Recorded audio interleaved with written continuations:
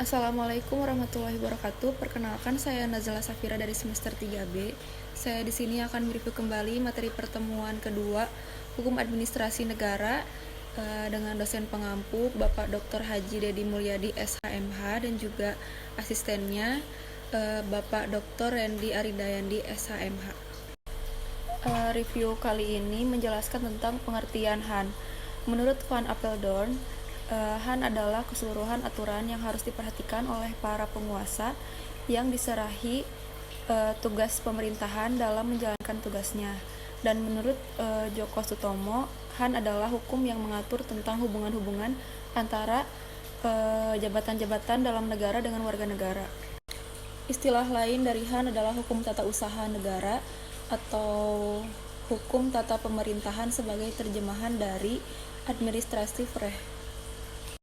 HAN dibedakan dalam dua jenis, yaitu yang pertama sebagai HAN, hukum mengenai operasi dan pengendalian kekuasaan administrasi ataupun pengawasan terhadap penguasa administrasi, dan yang kedua sebagai hukum buatan administrasi.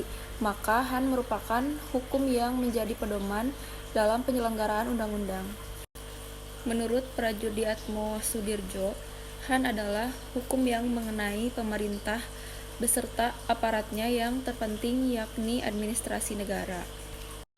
Menurut CBJM Ten Barge, HAN adalah perpanjangan hukum tata negara atau sebagai hukum sekunder yang berkenan dengan keanekaragaman lebih mendalam dari tatanan hukum publik sebagai akibat pelaksanaan tugas oleh penguasa, dan pada akhirnya HAN muncul sebagai instrumen untuk mengawasi penggunaan kekuasaan pemerintah. Menurut CAJM Kortman, HAN dapat berbeda dari negara yang satu dengan negara yang lain akibatnya satu, perbedaan persoalan kemasyarakatan dan pemerintahan yang dihadapi penguasa, dan yang kedua perbedaan sistem politik, yang ketiga perbedaan bentuk negara dan bentuk pemerintahan, dan yang keempat perbedaan hukum tata negara yang menjadi sandaran hukum administrasi negara. Objek HAN adalah pemegang jabatan dalam negara itu atau alat-alat perlengkapan negara dan warga masyarakat, atau aparat pemerintah atau pemegang jabatan yang menjalankan tugas untuk kesejahteraan umum sehingga selalu berhubungan dengan masyarakat. Kemudian sumber hukum HAN yaitu undang-undang, yang kedua praktek administrasi negara atau konvensi administrasi negara sebagai kebiasaan dalam praktek, selanjutnya jurisprudensi, dan yang terakhir doktrin. Ketentuan HAN sulit dikodifikasikan karena satu, perubahan dalam bidang HAN terjadi dengan cepat, dan yang kedua pembentukan dan pembuatannya tidak dalam satu tangan. Selanjutnya administrasi negara.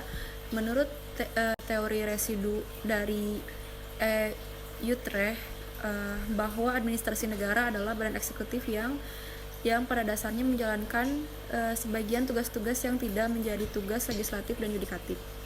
Lalu menurut teori Dwi Praja dari Donner, bahwa administrasi negara dalam menjalankan pemerintahan dilakukan dalam dua bidang yang berbeda, yaitu tugas politik dan tugas eksekutif. Administrasi negara yang diwujudkan dalam berbagai perbuatan harus berdasarkan peraturan, yaitu HAN, agar tidak menjurus kepada perbuatan-perbuatan yang sewenang-wenang. Cukup sekian. Wassalamualaikum warahmatullahi wabarakatuh.